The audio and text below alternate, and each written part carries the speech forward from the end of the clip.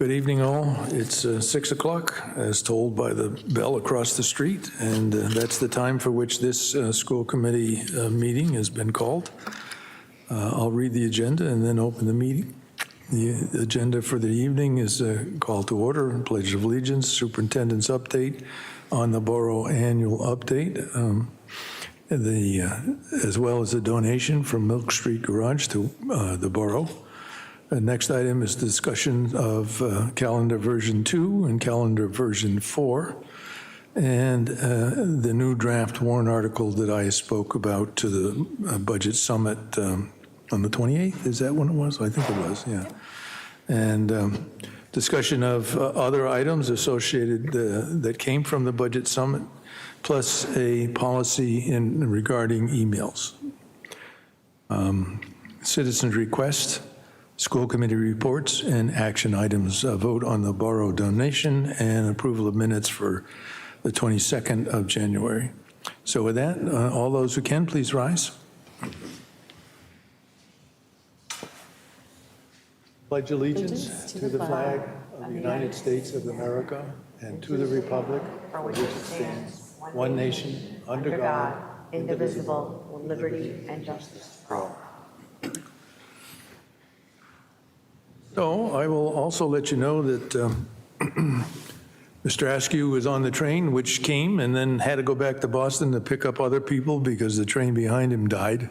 So he will be here as soon as he can, but in the meantime, there you go. So it's a pleasure riding that train, I can tell you. You don't do it, do you? Great. Anymore. Yeah, there you go. Yeah, and it isn't cheap, as we all know. Anyway, first thing, Allison, you want to introduce? Absolutely. I am delighted to have Aaron LaPrat and Sherry Stevens here tonight to talk about the borough, which has grown a lot in the time that it has been alive and well, and since its founding. And this is a nice opportunity for you all to hear a little bit more about it and where things are at the moment. And we also have some exciting news about a donation. So I'll welcome them up to start us off.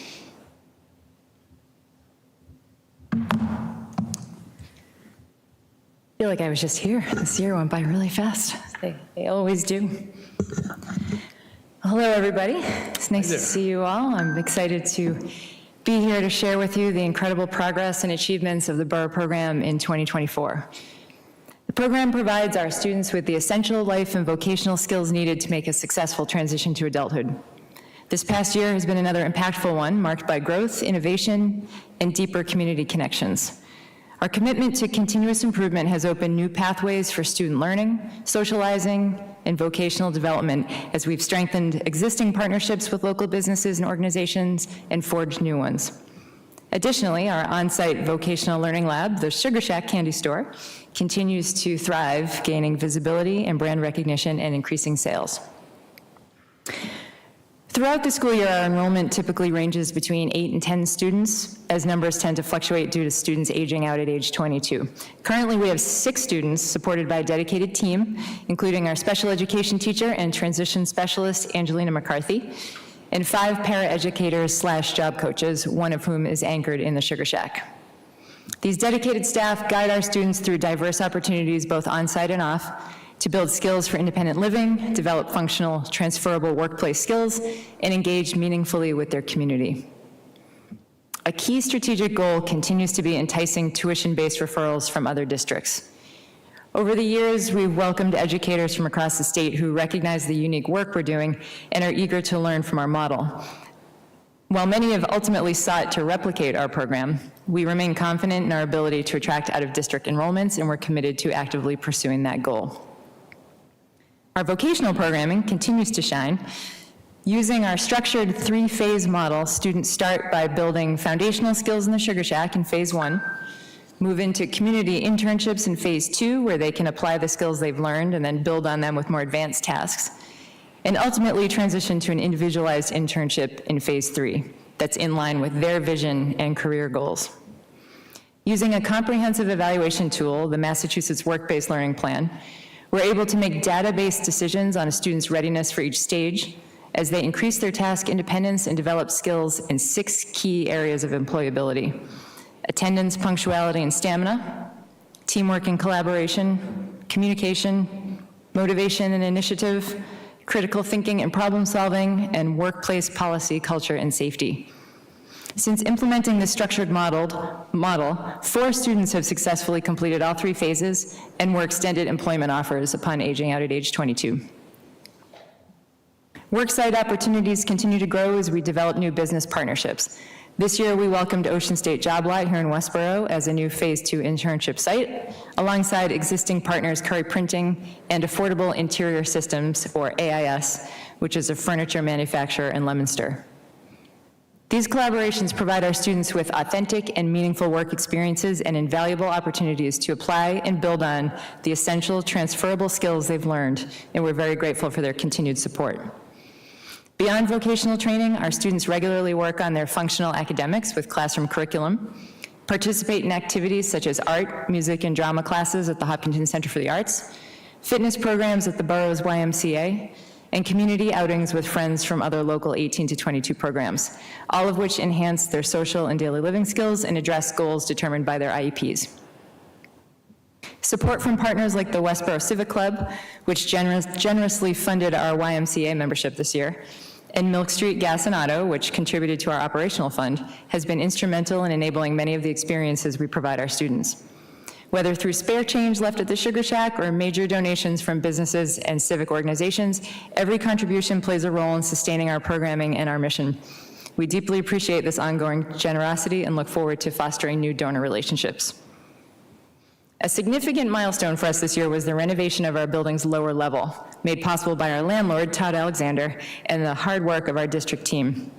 Previously used for district storage, this new space provides versatile areas for programming, hosting community events, and Sugar Shack production, packaging, and storage.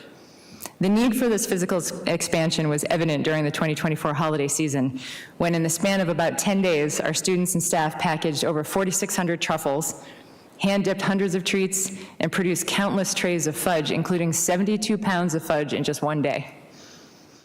As our corporate and special order and e-commerce demand has grown, we found ourselves at the limits of our original footprint. This wonderful new space, which is just about ready for us to occupy, greatly increases our capacity, positioning us for greater efficiency and success. And Allison, if you don't mind playing, I have a little before and after video. It's just a short little video. It's a pretty amazing transformation. Might not have the sound right, but you can get it out of my.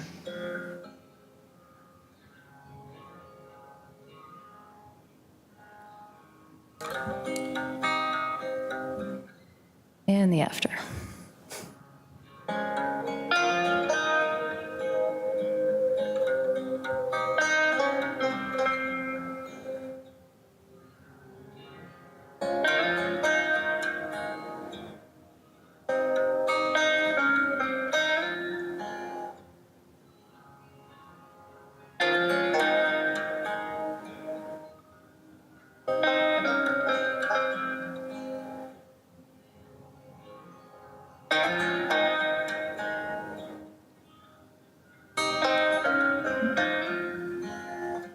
We're very excited to move in there soon, any day now. The Sugar Shack remains a vital part of our mission, not only providing students with hands-on vocational training, but also serving as a cornerstone of our community presence. Under the management of Kristen Dada-Wall, the store continues to flourish.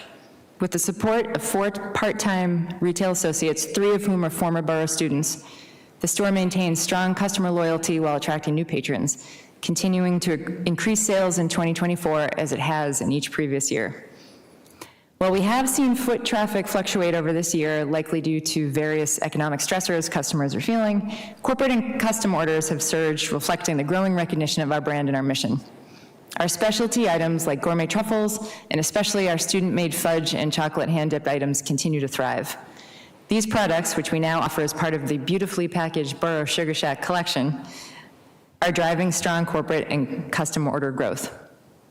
This year, the Sugar Shack successfully collaborated with Cub Scout Pack 100 in Westborough on a fundraiser featuring our BORO collection items. The event was a resounding success, exceeding expectations and paving the way for future partnerships with other Scout groups. Our events, including photos with Santa and the Easter Bunny, and our Valentine's Vendor Fair, which, just as a side note, is happening again this year on Saturday from 10 to 4, continue to draw enthusiastic crowds. While our selection of hard-to-find trending items, often inspired by social media platforms like TikTok, help us stand out in a very competitive market. To support our growth, we've invested in more advanced equipment, such as a highly customizable label printer and a more versatile bag sealer with enhanced functionality for branding and ensuring product freshness. Both better align with the industry's current packaging aesthetic and customer preferences, and they have improved efficiency and reduced waste in our operations. Above all, these tools make the tasks involved in packaging accessible for a range of diverse abilities, enhancing the vocational experience for each and every one of our students. Sales over the years have shown a steady and impressive upward track, with fiscal year '24 reporting $123,855, the highest on record. This represents a 13% increase over fiscal 23 and a remarkable 225% growth compared to fiscal 20, when the sales were just $37,051.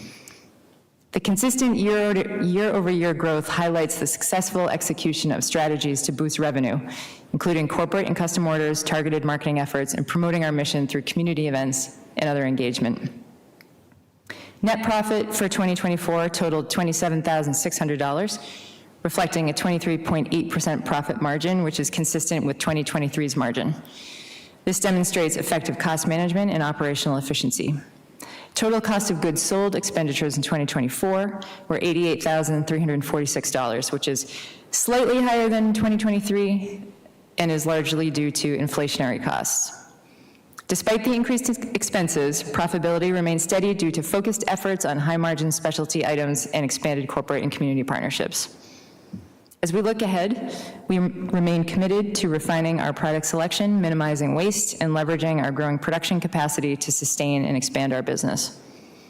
We'll continue to develop our e-commerce platform and nurturing relationships with corporate clients, exploring opportunities for repeat orders and gaining new opportunities by emphasizing the unique appeal of student-made specialty products through these targeted marketing campaigns, social media, to reach new customer bases.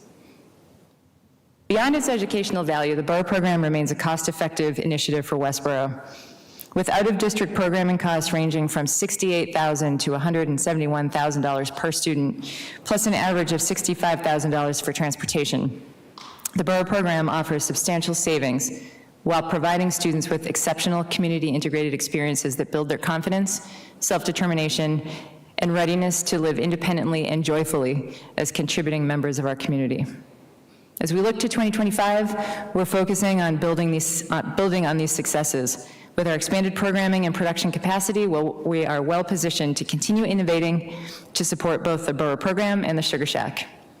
Our long-term goal remains making the BORO program self-sustaining while staying true to our mission of empowering students and enriching our community. Thank you all, and thank you especially to the Westborough community for your continued support in making this program a model of transition programming excellence. We look forward to another fruitful year, and again, as a reminder, Valentine's Vendor Fair this Saturday at the Sugar Shack. We have a lot of local artisans who will be there, and it should be a good time. So if you're in the area, pop in. Very good. Thank you, Erin. Thank you. Anything to add, Allison? Not for me. I think it's a remarkable program, and I'm thrilled to be here in a place that has built such a thing and is continuing to look to expand it as well. So, Sarah? Thank you so much for coming. As always, thank you for the chocolate. Thank you so much for the chocolate. Please come by all the time. Thanks for the presentation. It's very thorough. I had a couple of questions. Sure. One is with respect to the gross sales that you show here. So I don't see anything for FY20 and FY19 on the sales. I don't know if that's just because you do show. And I'm curious because I'm looking at the trend, and I just want to see if there was anything, because I see that our net profits were pretty similar in 24, 23. Yeah, up until that point, we kind of,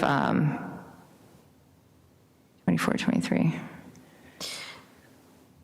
So if you see what our net profits are for FY '23, they're right around 27,000. Yeah, and so you see there, I know you mentioned also that, but I don't see a huge difference in the expenditures between 23 and 24. So there could be other pieces to this, but I was just trying to see from, what that trend looks like from 2020 and 19, given that we have that for Yeah, and it's important to keep in mind to our expenditures. I'm tracking pretty much just cost of goods sold and then our sales, because of course we're going through the district finance office, we're going through the town treasurer's office, and then this isn't factoring in overhead and everything like that. So I think, as far as the not being that much difference in net profit in those 2 years, we make gains where we're maybe, we're reducing waste in one area, but then our suppliers are increasing their costs and passing it on to us, so it kind of remains steady. And I think you see a big difference there too, because over time we've started tracking better, because again, we're not accountants, so we're not like getting the financial statements and whatever. So I use a software that just I can plug in what we're spending, just kind of cash in, cash out, as far as Checkbook on the type. ground. And so I think that's what you're seeing in that big gap there. Okay. Yeah. Thank you for that. Also, a couple of questions. One with respect to the growth and the out-of-district tuitions and potentially being able to drive some students to enroll here. I know that even last year I had heard that the enrollment is about 8 to 10. Is that capacity? What is that based off of that number? What is the capacity that we can have there at this point, now that we have also this bottom floor that's been renovated and it's usable? What is it that what is the capacity for? Well, we always had said that with just the upper level, we could comfortably probably accommodate 15 or so students. And in the time that I've been here, the numbers have ranged from probably 8 or 9 students to 12 students, I think was maybe the most since I've been here. And of course, now with the downstairs, we'll have doubled that capacity. So, we certainly are continuing to try to woo students from other districts, and we're having a couple conversations now with other districts that are promising. So fingers crossed. But the enrollment depends on a lot of things. We've got students that are aging out. We've got students that maybe are coming to the borough only for a year, not necessarily 4 years, or maybe they come in halfway, or it's determined that they do need the services. We might have students moving into district. We might, it can change throughout the year. So I think it depends on who's coming up through the high school and who it's determined needs the additional services. So I think the takeaway is we've definitely positioned ourselves to really be able to go after those out-of-district students now with this expanded space and comfortably be able to accommodate them. So, do we have any examples before us of other similar setups where they've taken out-of-district students and how that's gone? that might be a question for Sherry. Have some more of the history. Good evening. Sherry Stevens, Director of Student Services. I know that Grafton has a model, so we're very grateful to have Anita as we're sort of moving into the footprint of accepting students and, having contract language that's robust and has already been tried on for size. I'm not sure yet that Shrewsbury has tuition in, but we certainly can do further research on that. And I just want to add to Erin's comment about the expansion of space. We're also doing research to see what other populations, if you will, we could also serve there if we look to diversify, from where we are today. Because we have a range of students and we want to serve them individually. And so I think there's opportunity there. And Erin and Karen Bunton, our out-of-district coordinator, who is also at the Borough program, have been doing research like with the collaboratives to see what their trending looks like as well. And so they're also starting to diversify programming. So I think to be, viable and to stay current in our trends, like that's the important work that we're doing as well, sort of on the side. And I think the program space just gives us greater capacity. Right now, we have the program kiddos bumping into the Sugar Shack production lines, over like lunch and packaging truffles. And so this really was sort of the priority for the project, was to, and it was always part of the plan, to develop this as tier 3 of the project. So I think there's endless possibilities. I think, we certainly understand that there's a lot of discussion, and we feel that around tuition in, and I think, dare I say, we're pretty close. We're really working with a couple of districts now who are very interested in sending their students to us. Yeah, that's wonderful. I think that that's going to be great, and I had heard that, this has been in the works, so that's wonderful. Yeah. My only concern around that is the liability associated with it and things, but I imagine like you said, you're looking at other Yes. contracts that other towns have had and models to sort of follow, because we want to make sure that we're secure when we're getting engaged in something like that. Yeah, I appreciate that. And we do have sort of specialized legal counsel who's kind of been on board with us as well, who has relationship with the district and has been kind of like following our journey. So, we were just consulting with them the other day, and they're like, well, some of the things and the challenges that you're experiencing is like exactly where you should be. They're the right problems to have right now based on where you are. So I feel like very confident that we also have that consultability to make sure that we are being strategic and also not stepping into something that we shouldn't. So, Thank you. And the good news is that we're continuing to stay at the top of the minds of all these other districts. And I get calls every week from districts that want to come out and see. They've heard of us, they saw this, they saw that. So, everything that we do is still really breaking through, and we're considered kind of the model, so. yeah, of course. Thank you very much for the, excuse me, for the presentation. It's always great to hear about the exciting work going on at the borough. I do have a couple questions. You mentioned here that 4 of those who have completed phase 3 have gone on to land paid positions. Mm-hmm. How many have been into phase 3 over the course of the borough? Since we introduced the phase structure 3 years ago, we have had, I want to say just those 4 students. There's a lot of, as I mentioned, it's all data-based. Our decisions for when students advance to the next phase, all data-based per that evaluation tool.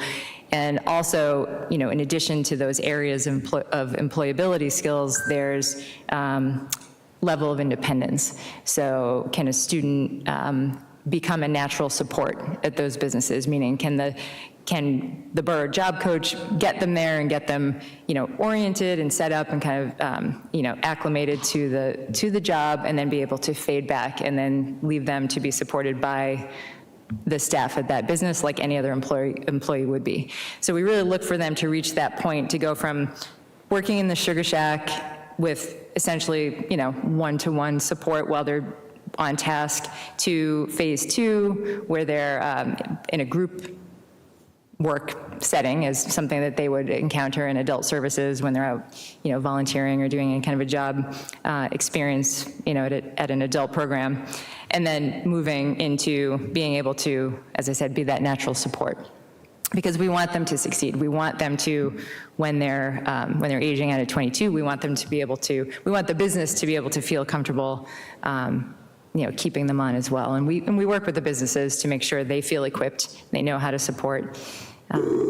So that, and, independent travel. We work also to help them learn to take VIA, which is the WRTA's essentially like Lyft.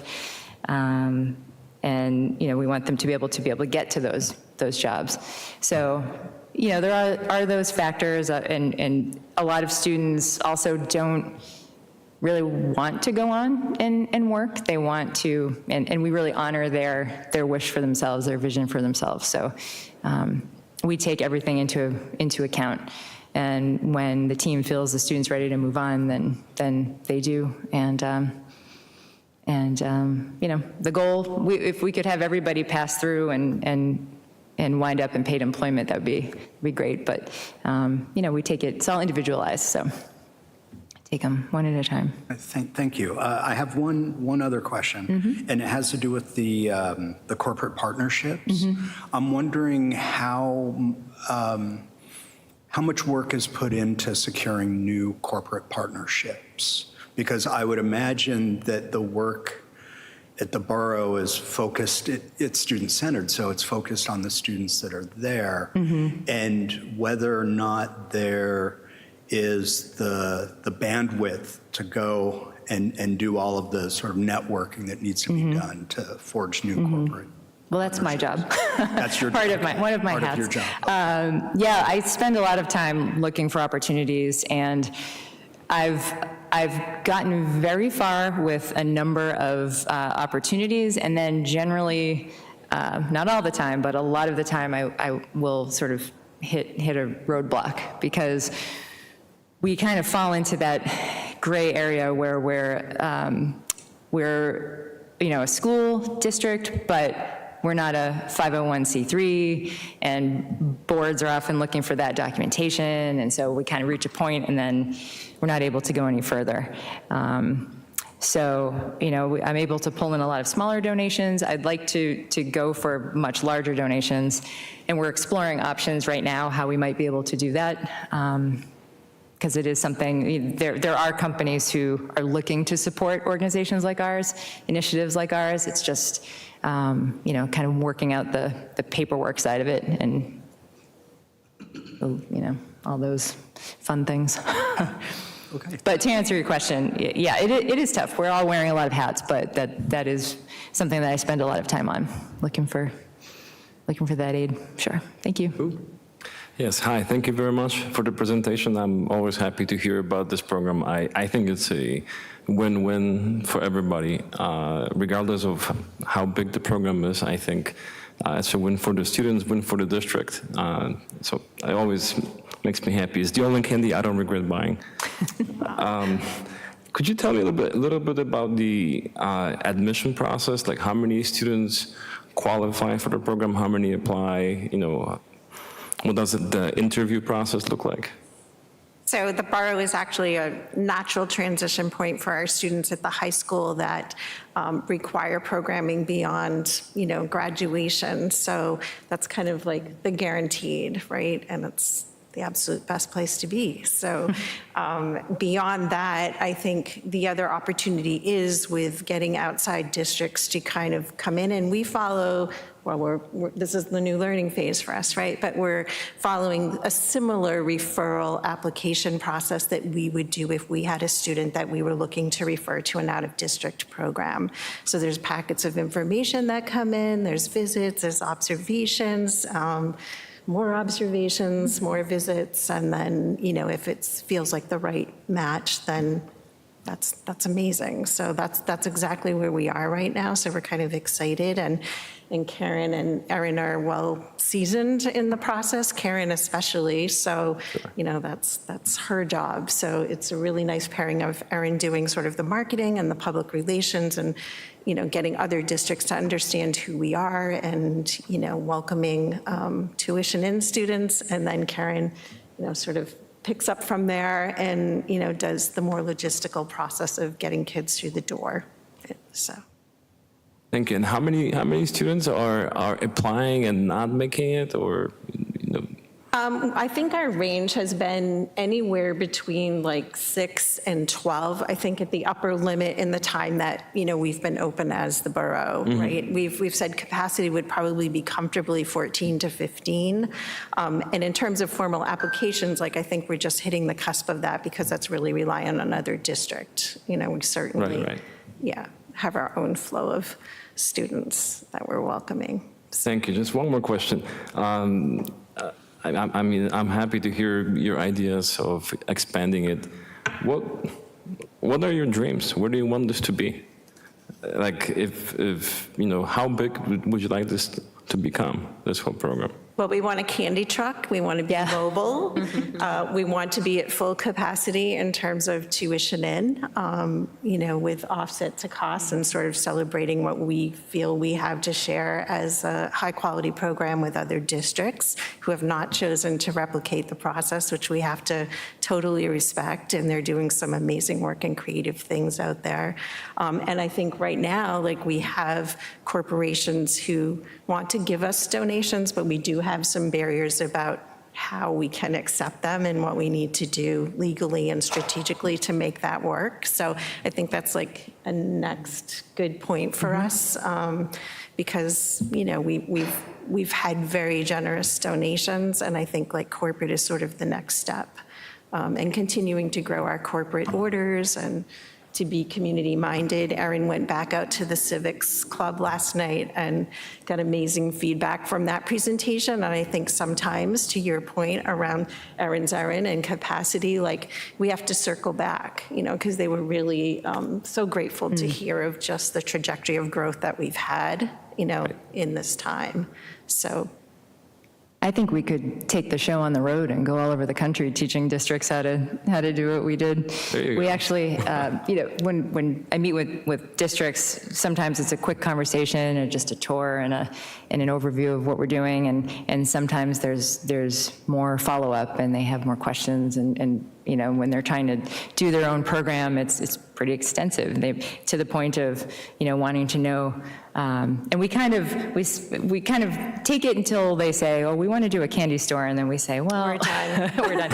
But it can get pretty in depth, and it prompted us last year or a year and a half or so ago to say, okay, in some cases it takes up a lot of my time, the team's time, so let's formalize kind of a consulting agreement. So now when people come, I kind of gauge, okay, well, how much time is this taking? And once it crosses a line, then I can propose, like, okay, well, we can continue this conversation. We're happy to kind of guide you along the way, but let's really formalize this. And there would be, a fee. It hasn't happened yet, but we do have that in place. But I do think we could go all over and show people how to do it. Be fun. The more the merrier. I mean, the more programs like ours that exist out there, the more opportunity for these young adults. Thank you very much, and thank you for the chocolate. Thank you. Thank you. Reagan, any comments? I don't have any questions, but hearing kids at the high school too talk about the BORO program and put such light on it, and seniors who are so excited to go to it, I just think it's been such a key part of our community in the Sugar Shack. I also love going there. So. Well, thank you so much for saying that. Yeah. Make sure you tell all your friends, come down and see what's going on at the store. We're always trying to say, get the high school kids in. it can be a very exciting and engaging place on a half day. So, yeah. Yep. Thank you. I have a simple question. DESE was touring the school properties. Did they stop in to see you guys? They came through when we did our DESE. That was who? I'm sorry. DESE. Oh, yeah. You remember them. Yeah. Yes, we do. They did a quick visit when they were coming for their audit last year. So they did kind of have a run through of the borough, which was, I think, impressive to them. In and out, no questions. No questions. Okay, that's good. Anybody else? See none, thank you very much. Thank you. Thank you. In all Thank you. those things. And I don't know if you wanted to mention this too. This was kind of a neat story, the donation that we got. So this is a wonderful donation from the Milk Street Garage. Someone took their car there and engaged in conversation, correct? Yep. Zach Balducci, who works for facilities, Yeah. the borough van there for a sticker, inspection sticker, and Jack said, what's the borough program? And then, Zach launched into this whole description of what we do, and as we usually find, is the case, he was like, oh, my family member, my friend, everybody knows somebody who maybe has a disability and maybe goes to a program and whatnot. So anyway, he was going on and on about how great it is that we do this and how can I support? It's just the nicest Absolutely. So, yeah, that was like a quick introduction, and then the very next day, a very generous donation of $2,000. So I wanted to highlight that. I think it's important, to have a kind of small local business that's also acknowledging the wonderful work going on. I had just a couple other quick updates I was going to share. And they are these. We had some good news about another grant that came in just this week. Kelly Giacopello had applied for a grant through Maya, which is the insurance provider for the municipality. They do all our kind of liability coverage, and they offer several grants and incentive programs. Many of them are really designed about kind of reducing risk in a lot of different factors, and sort of loss control and efficiency. And there's a cap of $10,000. We got $9,999 in grant money, and it will be used for two safety things. One is school vehicle backup cameras, and those are actually already in the works, and the second is some snow removal equipment. So kind of nice news about some funds that are coming from a grant provider. And I wanted to highlight, I had the opportunity to catch last week's Choral Collage, which is this fantastic event up at the high school. The choruses from Mill Pond, Gibbons, and the high school were all there. And there are a lot of them. This is their grand finale. They all kind of got together and sang together. And what was really cool, if you notice, kids have different T-shirts based on which level they're in, and they're all kind of tangled up. So the high school kids are really interspersed amidst the younger kids, and I think that just makes such an incredibly powerful experience for the younger students, kind of inspiring them to continue with music. And it was fantastic, feel-good event. It had 3 different sing-along parts, so if you like that sort of thing, I'd encourage you to go next year. I think it's an annual event. And so that is it from my updates. Oh, I have one more, since she's in the house. I did need to share with you, we got some news this week that Dr. Sherry Stevens is going to be retiring from the Westborough schools at the end, well, actually in September, so we get to keep her a little bit into next year, but not much. This is after 13 years in Westborough, and I have to say, even in my short time here, I've been able to sort of see what remarkable leadership has been in place in the Student Services Department under Sherry. I mean, she is calm, quiet, knowledgeable, kind, very strengths-based, and has built out just remarkable programs here for kids. And we are going to have a big job ahead finding our next director. It's going to be a great job for someone, highly appealing, I think, given the strength of the programming that's been built.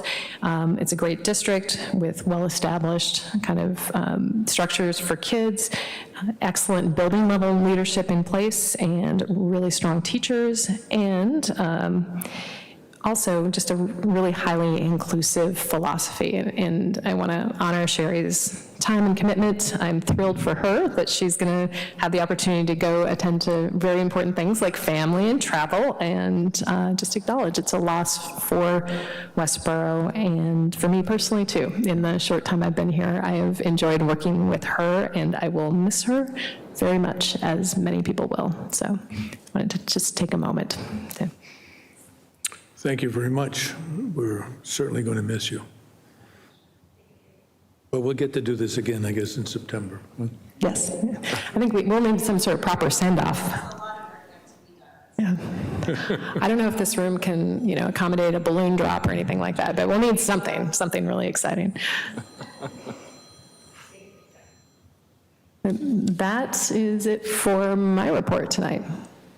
Okay, the next item is a discussion of the 2 calendars that have, I guess, survived to this point. And I think perhaps you could, I don't know how we're going to deal with this. So why don't you give your comments, I guess, about the two of them, and then we'll figure out what to do from there. Sure, I'll just sort of run through the differences. So, last time I had sort of three similar-ish calendars with a few small variations, and the consensus on the committee seemed to be most interested in calendar 2. And this is one where we had included the 2 days, the 22nd and the 23rd, in that winter break. As part of the calendar. We had also just made a real effort to shift some things around to maximize the number of full weeks and move that full-day PD day from what seemed to be a random Tuesday in March to the Monday after February break, which does kind of nice things for families and travel, but also I think means teachers would be coming back for professional development off of a vacation and very, very well rested in that moment, which is a nice time to do professional development. So that was calendar number 2, and that has us getting out just before Juneteenth, so that's on the 18th with no snow days. It would bump into that following week with any snow days. Okay. The second calendar, based on the conversation, and Jakub had indicated an interest in seeing different versions, is this version, which is a new version, and I didn't present. This is a calendar that really pulls out of the mix all the single-day holidays that are non-federal holidays. So everything that's there that's kind of a cultural or religious acknowledgement holiday is off. And the net result of that is a shorter year. So getting out June 10th with no snow days. And so I kind of put that together so you could look at that for your consideration. I don't have data on kind of wider perceptions of these. There are 2 options worth considering. I think both have merits in different places, and I'd be curious to hear your thoughts on them. You all are members of the community, kind of know the community's needs and wants, and I think those are worth exploring. So I'll leave it at that for now. Well, I'll mention that, in fact, both of these calendars are on the school website. It's pretty hard to read them up there, but again, the calendar 2 is pretty much all the holidays that we have talked about in the past are still in that calendar. Calendar 4, the new one, is basically only the federal holidays that we're required to take, and therefore most religious holidays are no longer in this calendar, even though our policies associated with religious holidays would stay in place in terms of no homework assigned, et cetera. There is plenty to say, I guess, about what's on the books for that process versus what's in the real world. And I think with that, overview, we can start with comments. Sarah? Okay. So I think we've, talked about this several times. My feeling around this is I personally am not against a federal calendar. I think that it's something that's worth looking into, especially if there is a consensus that there's interruptions being caused in the education. I think that that's a very serious thing to look at. However, I feel that without a robust community conversation taking place, which took place at the time that many of these holidays were added, I think it would be, unjust for the school committee to make a decision sort of in a silo. Now, we can certainly say that we've invited conversation around this and comments, but I think that unfortunately, given the time that we've had in these discussions, which is just a few weeks, and I don't personally support pushing out the approval of a calendar till April or anything like that. I don't think that us giving another week or 2 weeks is going to yield a different result, because I just don't think we're going to be able to gather that data in that short amount of time. Alternatively, I think that it's something that many members have discussed. I think a lot of community members have also expressed an interest in moving to a federal holiday calendar, and a federal calendar. I think that that's a very viable option that should be discussed in detail, maybe perhaps through another subcommittee that we can form this year, so that this is not a conversation we're having again next January.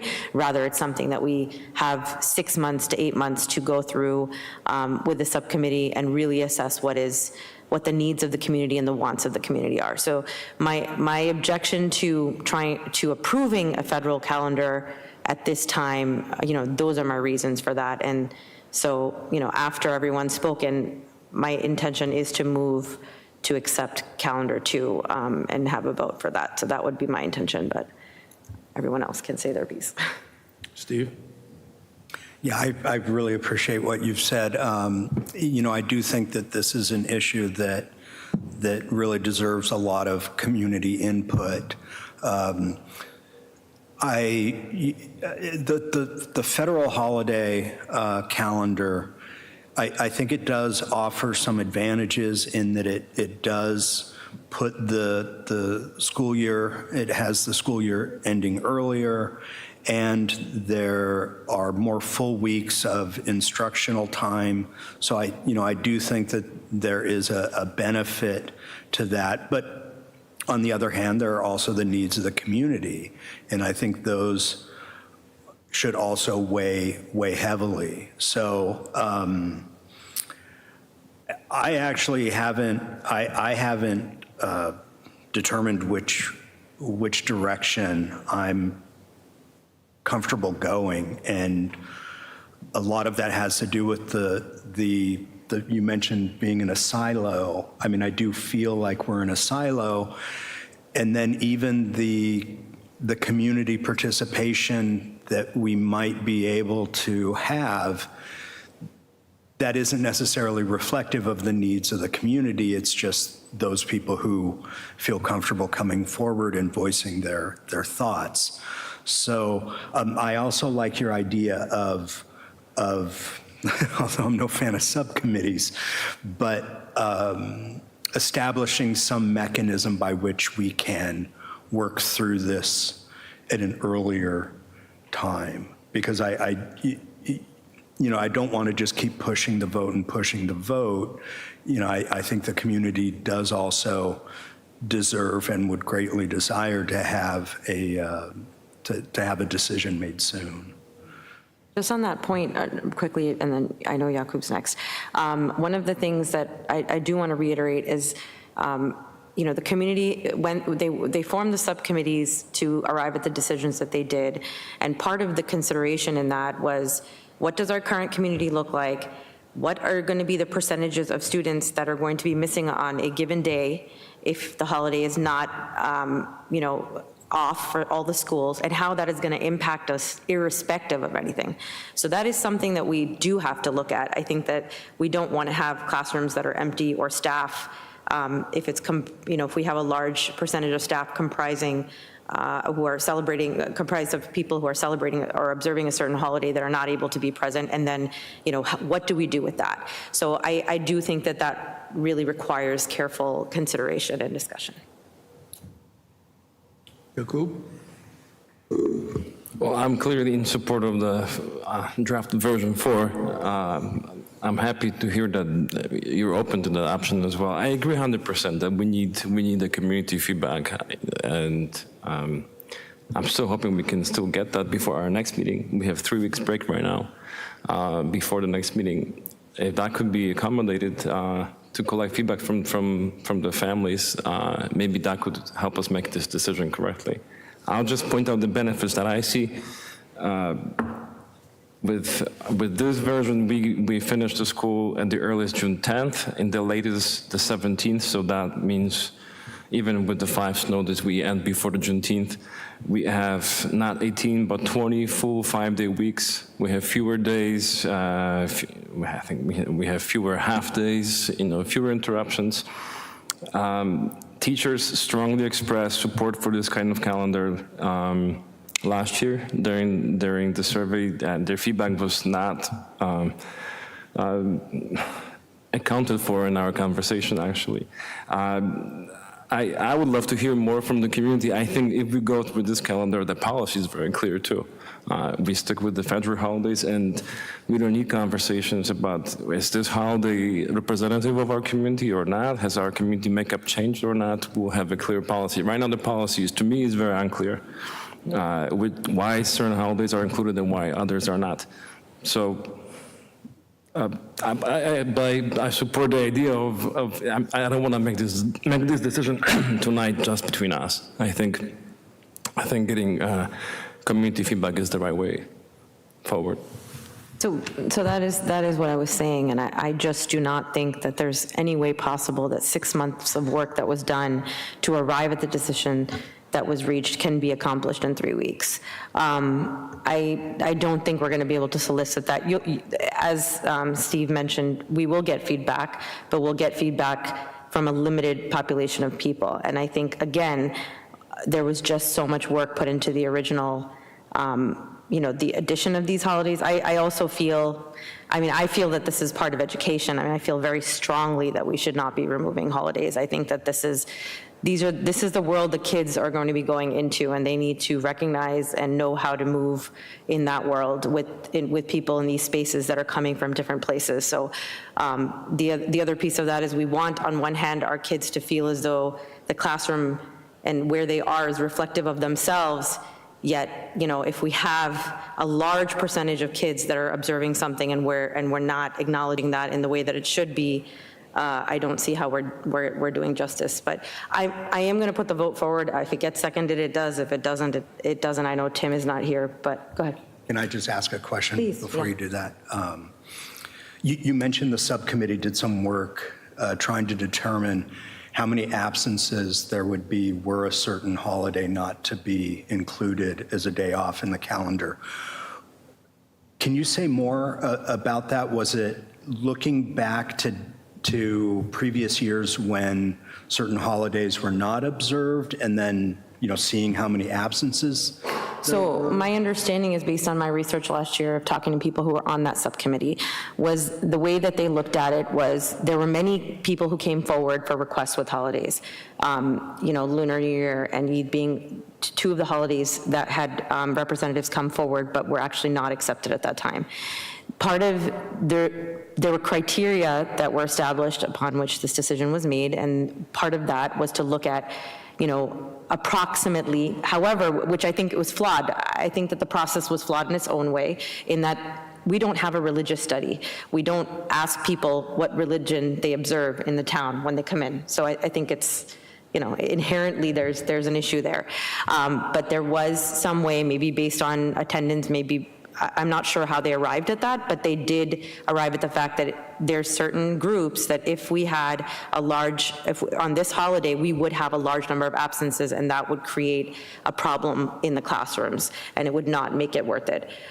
Go ahead. My understanding is that there was a look at prior attendance data to look at days of low attendance was the phrase. Just are there particular days where there was, what I don't know is the threshold for what counts as low attendance. We talked about that a little bit last time. And additionally, I would say, we've made that decision, and I'm fully supportive of it, to take those 2 additional days on the winter break.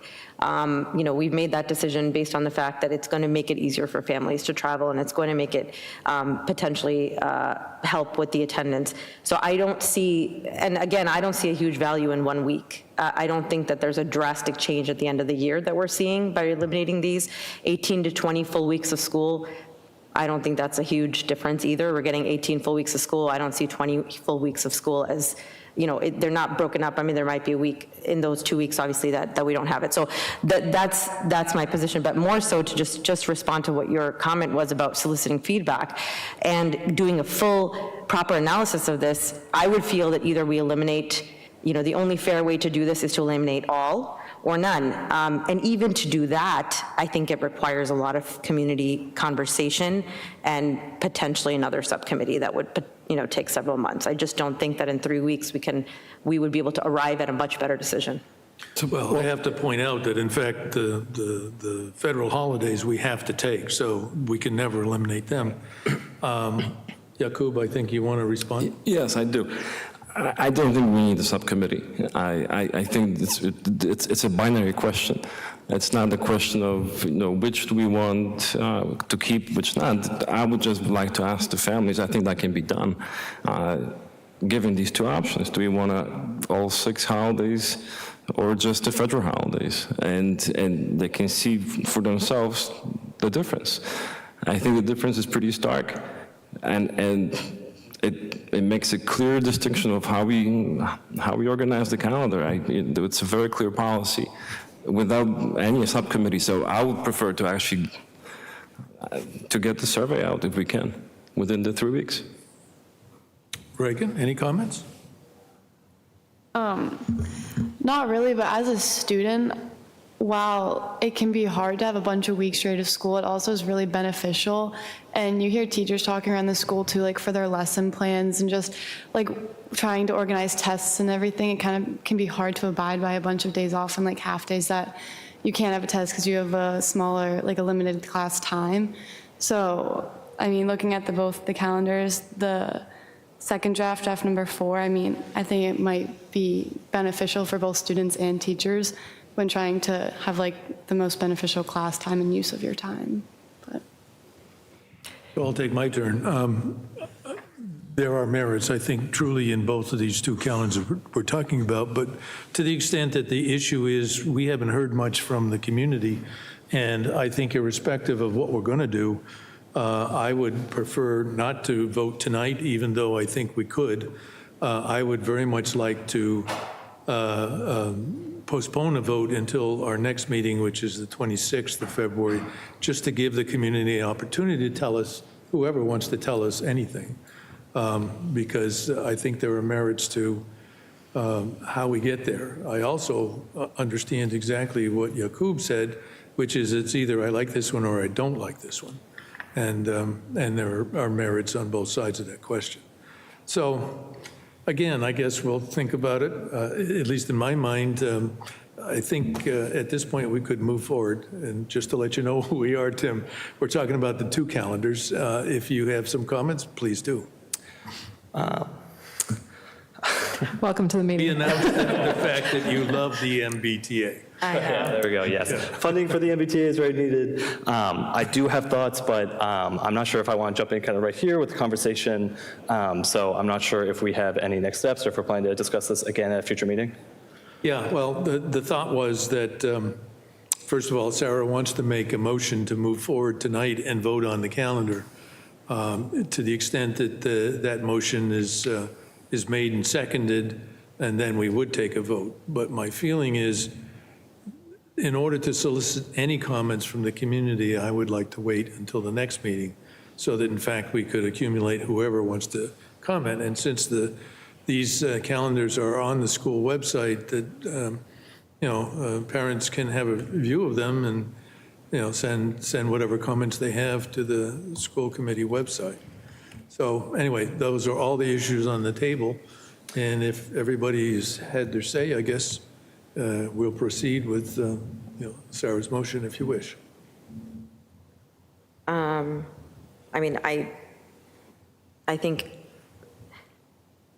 well, I'm going to go ahead and just make the motion for the sake of it and see if anyone seconds it. So I'd like to move to approve the calendar, I guess, known as calendar draft number 2. Is that correct, Allison? It's 2, right? Yes, That version was 2. proposed by Allison. Is there a second? Being no second, then I would ask that we schedule a vote on the calendars at the next meeting. And certainly we are requesting comments from parents in regards to these two calendars so that, in fact, we'll at least know something more about what the interest of the community is. So with that, I think we can move on to the next item. Are you interested in the school district putting out just a directed survey to gather that information? Please. Okay, we can do that so that there's more of a reach in, so you get representative. And you know, I've been in a community that's wrestled with calendar issues before. There is always the possibility that we send this out and we get kind of a 50-50 split. So that'll be interesting if it happens, but at least that's data, yeah. Whatever we learn will be good. Yes. So, Can we include the staff as well? Would you like to hear from the staff as well? oh, yeah. I think it's wise. I mean, it definitely impacts staff. Yeah, great. You're welcome. Okay, the next item on the agenda is a new draft warrant article. Do you have that? You can put it on the screen? I do. Here we go. To make it smaller. Okay, the background on this article is twofold. The school committee, out of its own budget this year, because there was not sufficient money remaining in the Phil's article that the town had in cash. However, the project was completed with a couple of $1 million less than what was authorized by the town meeting, but short-term borrowing that had been made by the town had run out, and therefore the quote-unquote savings relative to the article itself is embedded. So along the lines of last year, the opportunity came forward for the school district and the Phil's committee, the construction committee, filed an application with the IRS under the IRA, which was the Inflation Reduction Act under the Biden administration, to file a request for a rebate, if you will, of taxes in regards to the geothermal system. As you see in the article, the town did get in December $1,835,914.16 back from the federal government as a result of the construction of the geothermal installation at Fales. However, the money that we should have been able to use from the article for this effort wasn't available, and therefore the school department put $30,000 of its own money out on the table in order to make the filing with the IRS. So this article is to request that the town restore, by vote of the town meeting, $30,000 to this fiscal year's budget, and to do so out of free cash. The timing of this is important because if we could have this money back in the school committee budget, there are two other articles that we can talk about and withdraw from the warrant. The important one, well, both are important, but the opportunity here would be to use the $30,000 to start the effort for the engineering for the replacement of the chiller units at, Mill Pond. the Mill Pond, excuse me, which is very important because that particular system provides the cooling for the building. And even in the winter, it's needed because the body heat of all the kids in the school do heat up the school. So that's a draft which we mentioned in passing on the budget summit, which was held in this room on the 28th, as an opportunity for the town to, in fact, save some money by utilizing a portion, if not all, of the needs for the engineering on the chiller unit. So this draft article was distributed to the members of the school committee. And one of the things we would need to do in a timely manner is approve the submittal of the article as coming from the school committee and school department. So with that as the background behind it, I'd like to move that the school committee approve the submittal of this article to the town for the March town meeting. I'll second. Discussion. Let me also say, where did this money go? Where did the $1,835,000 go?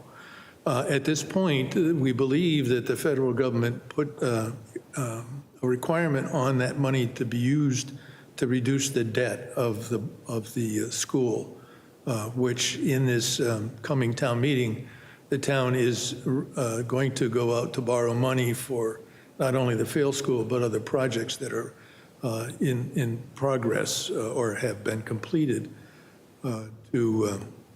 so the bottom line is, yes, the benefit of the $1.8 million will go to a minimum reduce the borrowing amount that the town will have to go out to bid for. Or alternatively, if town council says that restriction doesn't have merit and the $1.8 million could be used in another way in the town, then there would be a direct benefit to the taxpayers this year. So either way, the outcome is $1.8 million less than we would have had to pay on a borrowing. And so I really believe that since we made the effort on behalf of the town, that the restoration of the $30,000 that was paid out of our budget to achieve this has merit. I guess my only question around this is, I think this was proposed at the budget summit, and I thought the response was Pretty flat. that it's not possible to come from the free cash. That's not true. I mean, there's probably, as a matter of fact, last year there was $13 million to start with in free cash. It's up to the town meeting to decide, even though I believe, and you're correct, that both the Board of Selectmen and the Finance Committee were not in favor of this. But it's an opportunity for the school department to actually provide an early start on the chiller unit, which is an article on the town meeting. So, but we're certain that there's no restriction from this money being, Not certain, well, the 30,000. right? Let me explain that one. The request is that there be 30,000 from free cash, and the reason for that is that if we don't put it back in this budget, then it would, and the only way we can do that is money being made available as soon as the town meeting votes, which means it would be available to us this year. So going back against the $1.8 million, whatever town council says is obviously what the town has to do.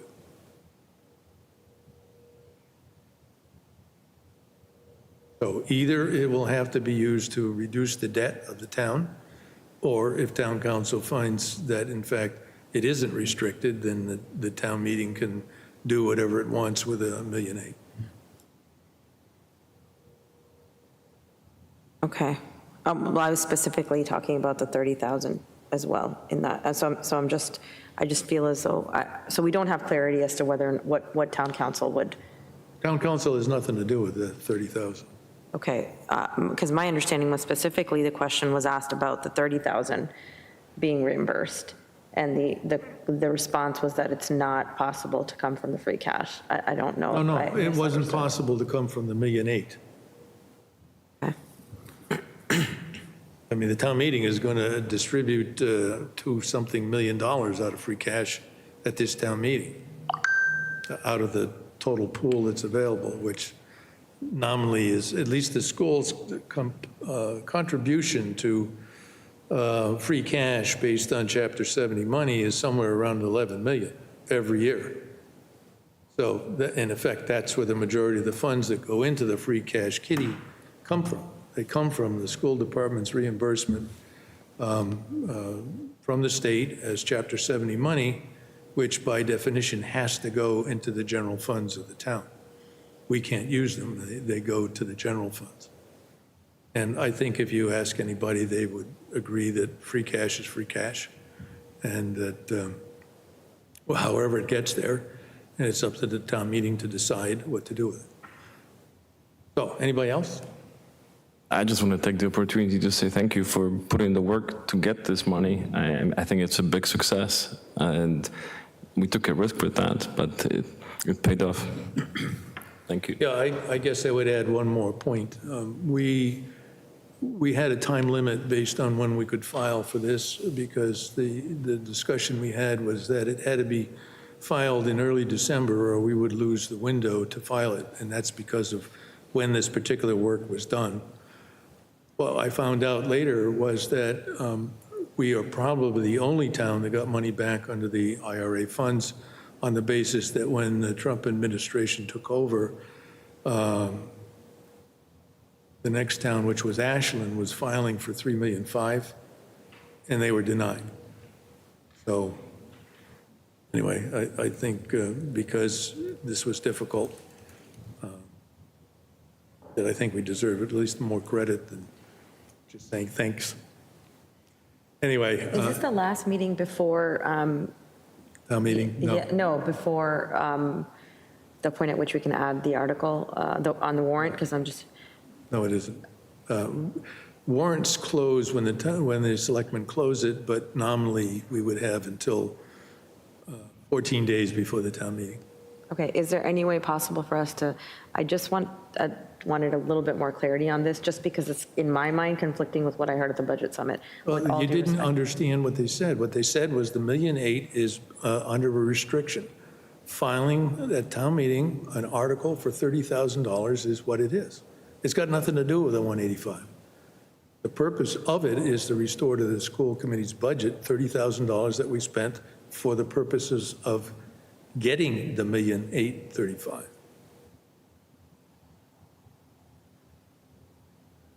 So you're certainly welcome to ask the questions, but the timeliness of this is to get it published. As you've seen, there's already a bunch of warrants articles out there on the, whatever it is, version 6 of the warrant. Just a kind of clarification, I think I heard you mention that doing this, if this funding was restored, it would potentially position us to withdraw the chiller replacement warrant article. So it would be kind of a switch off. It's a trade-off. We would need on the school side to look for kind of some additional funding, but at least it could lessen the burden on taxpayers for that capital article.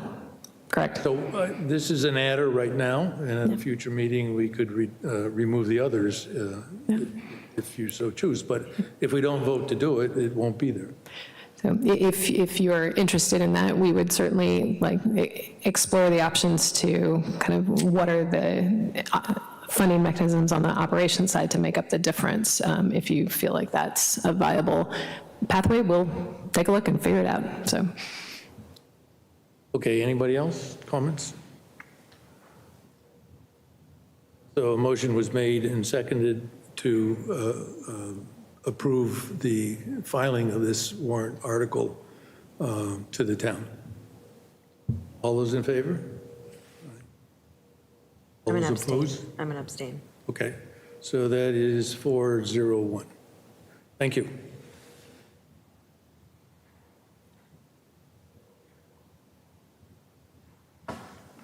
Okay, the next item is emails. A couple of meetings ago, we had not only people from the audience commenting about, what is happening in terms of articles which are, let's say, unpleasant, if not illegal, that have been submitted to various town boards and committees.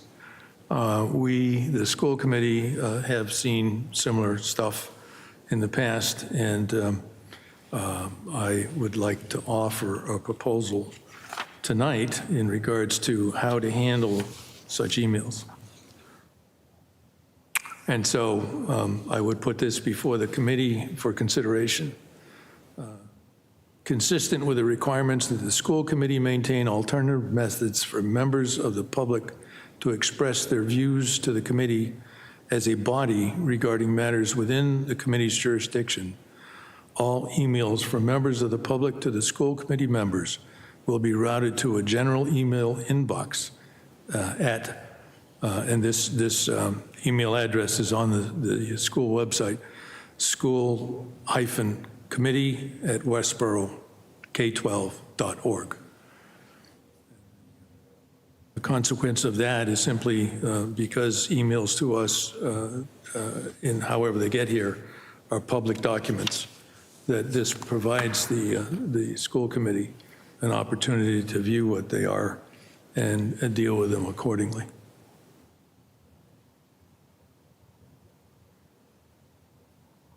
I don't know if you want to weigh in on that at all, and the other folks. I mean, I think mechanically, this is an email account that already exists, so it is the account that's published on the website, and it would sort of supersede individual accounts. So instead of kind of individual emailed people, if they have something to express to the school committee, send it to this single account. And then essentially, from there, it could get distributed to email addresses of individual members as needed. So. And just to let you know, this has been reviewed by council, and it's what's offered is our best opportunity to deal with some emails that really shouldn't be sent to anybody. So, discussion? It's unfortunate we have to do it. It is true. Okay. So with that, I would offer it to the committee for acceptance, and we would then proceed with that. Sure. So if there's no further discussion, all those in favor? 500. Yeah, we hope to resolve some of the things that have been a problem to us in the past. So with that, we can move on to the next item. You skipped I one think we item. skipped over the budget summit conversation, so. Well, I guess I got too excited about this. Huh? Yeah, okay, let's discuss the budget summit, which of course is the gorilla in the room. Allison, you want to start? Okay, I'll kick us off. I want to first of all thank the committee members for coming and showing your support at the start of the summit. I know that hasn't been kind of the tradition of the past few years, and as your new superintendent, it was nice to have you there and at the start of the meeting with the proceedings. And I think, toward the end of the day, there was some concrete discussion about, between the Advisory Finance Committee and the Select Board around requesting from you all that the budget, the opportunity to explore reduction of the budget. So that's kind of where the day ended. My understanding is that as of the last Advisory Finance Committee meeting, they did not vote, but took kind of a straw poll and are ultimately hoping that between the town side and the school side, there are reductions of between $650,000 and $1.3 million, exclusive of fixed costs. So it's about 1% exclusive of fixed costs, I think is the notion. I do want to say I was very clear at the budget summit, and I want to reiterate now that what we prepared and brought forward as my recommended budget, and the budget you voted, is in fact a level services budget. We've already done the work of looking at potential savings based on enrollment. Kind of, as you know, we reduce positions based on enrollment. And we already did kind of freeze, lower, and adjust materials and supply lines to the extent that we think is possible. And I think we'll feel that next year. Even though it's generally a level services budget, we're probably not going to be buying as much stuff because of inflation. So any further reductions at this point can certainly be explored, and I understand the interest in folks out there doing that, but they will impact service for students. I am, prepared to respond to whatever request you make regarding that, but I also will be very conscientious in showing you, if we do have to make reductions, what the impact of those reductions would be, so that you are well informed around any decision making going forward. So I guess that's my preamble for it. So I guess just to summarize what I think generally we know is that the Board of Selectmen created this request, and therefore it's on the floor for both the town side of the budget as well as the school committee. Subsequent discussion Monday night by the Finance Committee on a straw poll was, there were 8 members present, 4 agreed. that 1% reduction in the budget, less fixed costs. And there was plenty of discussion between perhaps 0.5% or even 0.25% to be presented. Now, the bottom line on the process of town meeting simply is that the school committee, by its vote, creates a budget that becomes the number that's put into the warrant for vote.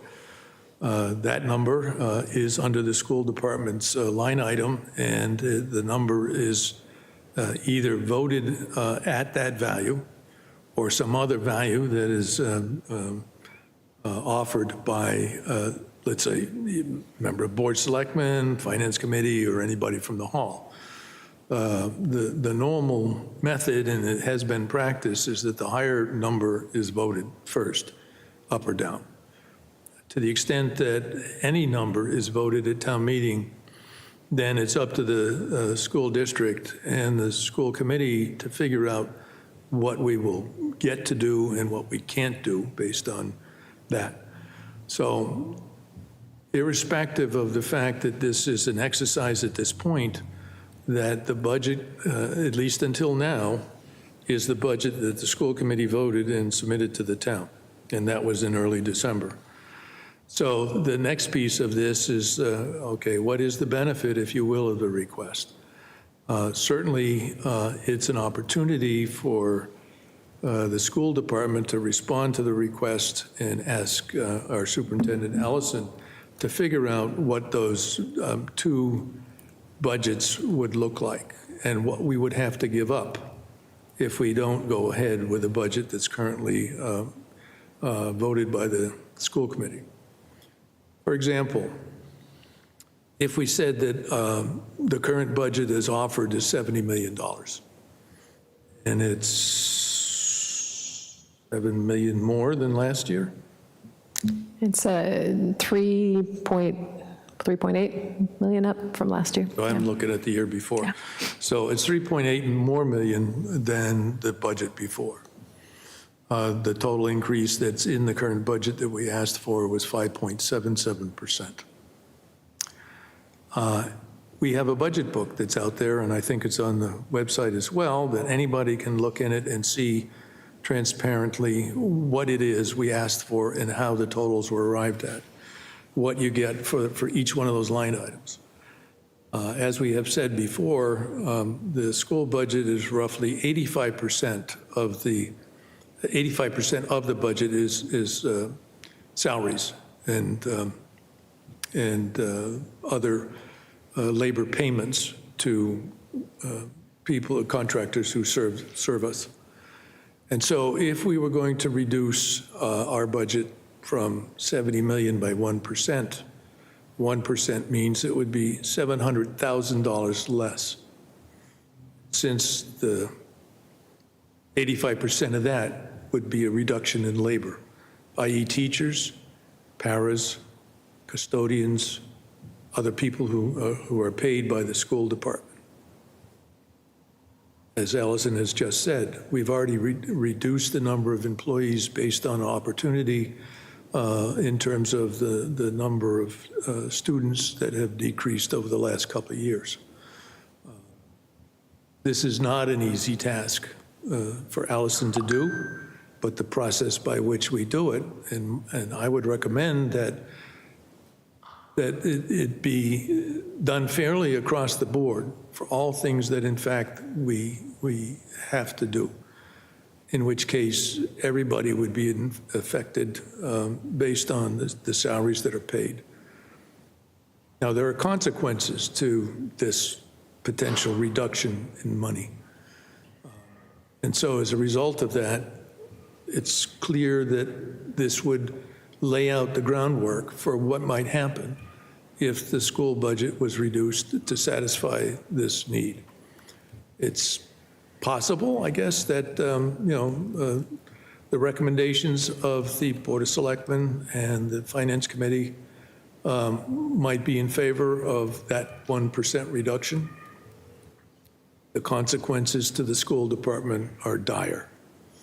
And the reason why I say that is that if we reduce the budget this year by that amount of money, the attempt to restore where we have been with a level services budget is a double whammy in the next year, which means to replace the 70,000 lost this year would be $1.4 million the next year to get back to where we are or were. And so this is, I guess, the true need for town meeting to consider the question and what kind of school system and quality of the school system that the town would like to have.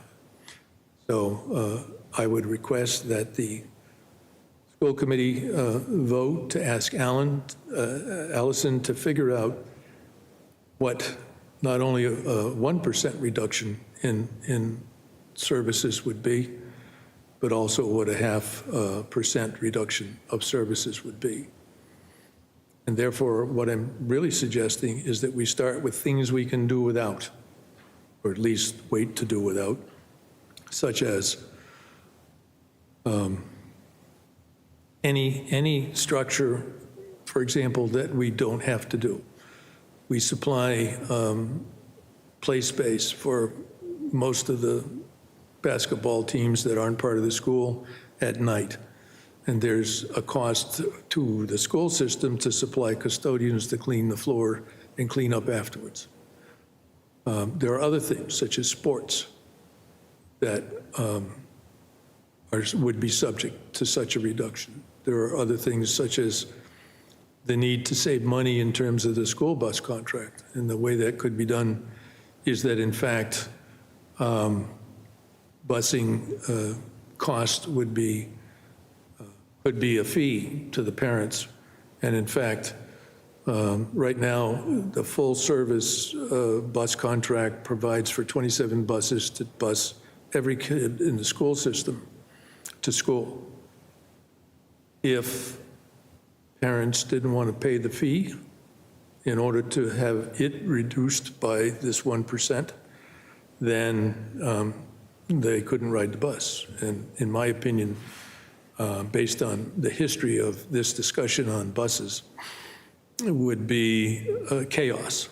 We already know, what kind of zoo we have on the street when parents and buses are trying to get their kids to school. It certainly wouldn't be better. So these are all problems that happen if the budget that we're talking about comes to pass. As we discussed earlier, for other reasons, the timing of all this, to create the documents, to create the budget, to have the school committee vote on it before documents are printed for town meeting, that between now and our next meeting on February the 26th is the only time that we would really have to develop this and create a budget to the extent that we can that would satisfy this demand.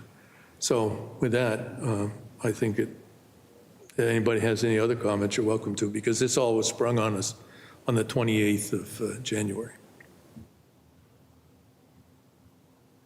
So I think that part of the issue is just that we just don't know enough. These are numbers that are thrown out as percentages. We would have to really understand how that is realized and what that looks like in our schools. And I think that is going to be the struggle for everyone.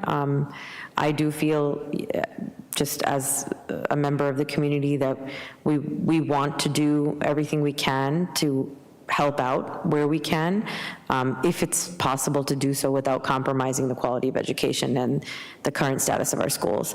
So I guess I just would also like to know, and part of that discussion is going to be when Allison comes forward with what, 0.5% is going to look like versus 1% versus 0.25%. I mean, I think that it's a good idea to look at everything to see where we can squeeze, where we cannot, where we're not able to compromise, and what it's going to look like with the bigger numbers. So I would just hope that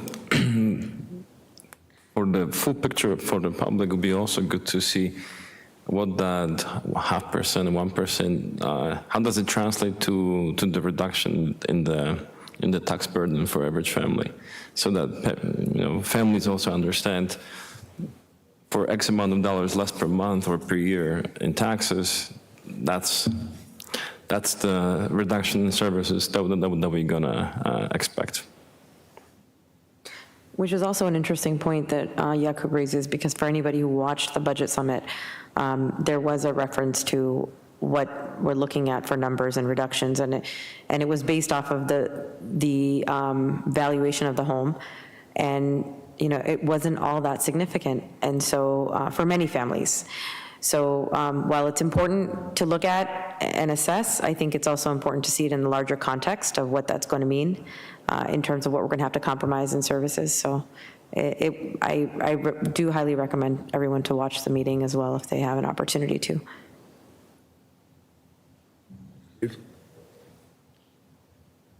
Tim? Yeah, at this time, but thank you.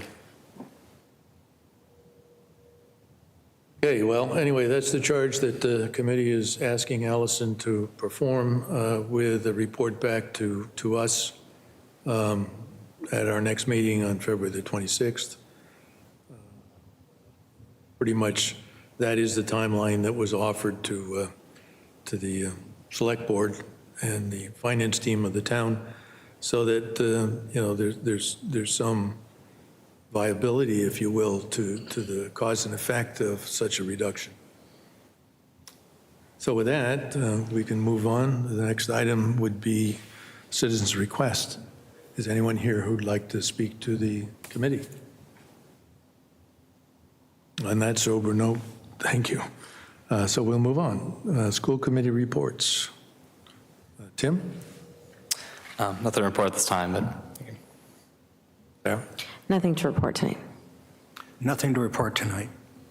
I'm here, nothing to report. Guess we're all in the same boat based on having seen what happened to us on the 28th, which was the budget summit. It played last night, by the way, on the school, excuse me, on the Westborough News. I'll get there. Excuse me, Westborough TV, and it'll probably play a couple of times in the future. It's obviously, there are other things afoot in this budget that caused this, and I think you can probably get a feeling for it if you watch this, the TV of the budget summit. Notes to, I guess, all of us came out of the blue, so thank you. I don't have anything other to say either.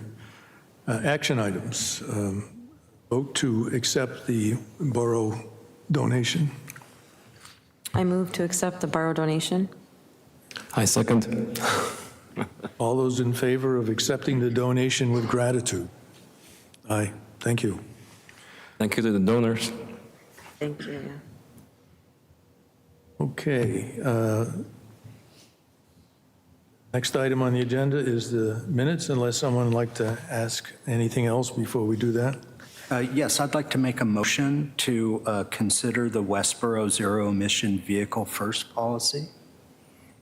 Okay, that item had been promised to be discussed tonight based on the public meeting that we had at our last meeting. To do so, we need a second. Is there a second? Yeah, I second that. Okay, at this point, it's now open for discussion. I think the committee had a number of questions based on the presentation that was made to us. I think since we've dealt with this question for months and months and months and months, going all the way back to May of 2024, I think it is timely to consider this. And is there a motion to approve the zero emission policy as provided on documents submitted on December the 20th of 2024? can I just ask, did we get any clarification? I know there was a discussion at last meeting regarding how binding the contract would be and whether or not it's a contract or just, I'm not sure exactly what the right word would be, but how committed we are once we sign this? I believe that, in my opinion, if you have ask all 5 members of the school committee to sign a document, it's a contract, in which case to the extent that we wouldn't, that we would for some reason wish to back out of that contract, I don't see, to the extent somebody says, then you can do that. Doesn't make any sense to me. So that's what I see. I see it at face value.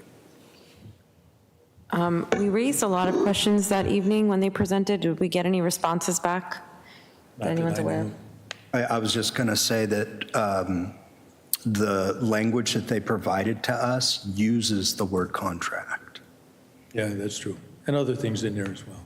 Yeah, and I would just like to also add that there were a couple questions that I asked that they seemed flummoxed by the question and couldn't give a satisfactory response. And I was asking them very specifically about policies regarding exemptions, and they were non-responsive. I was very disappointed. So the question was asked, is there a motion to proceed with this contract? There are no motions.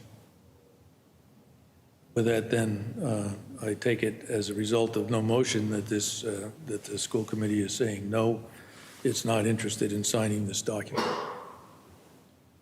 So with that, let's move on to the minutes of January the 22nd.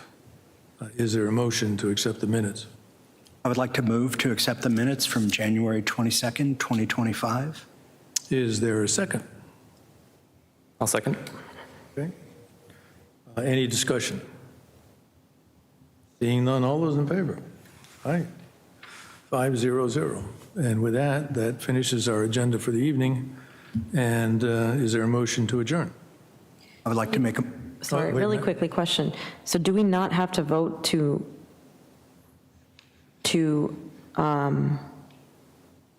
not agree to sign? I mean, or No, do we we have? just did. It was not, there was no motion to sign it. That means it's dead. It's dead, yeah. And just to clarify as well, that means that we cannot take this up at a future meeting? No, we can. You could take it up at any Future time. meeting, yeah. But since this has been an issue for, whatever, 7 months, 8 months, I think the discussion is over. So with that, we did vote on the minutes, right? I move to adjourn. There you go. second. All right, all those in favor? 500. Thank you all. Thank you for being here tonight. We look forward to, obviously, more information on the school budget. For not asking me about a snow day in public session.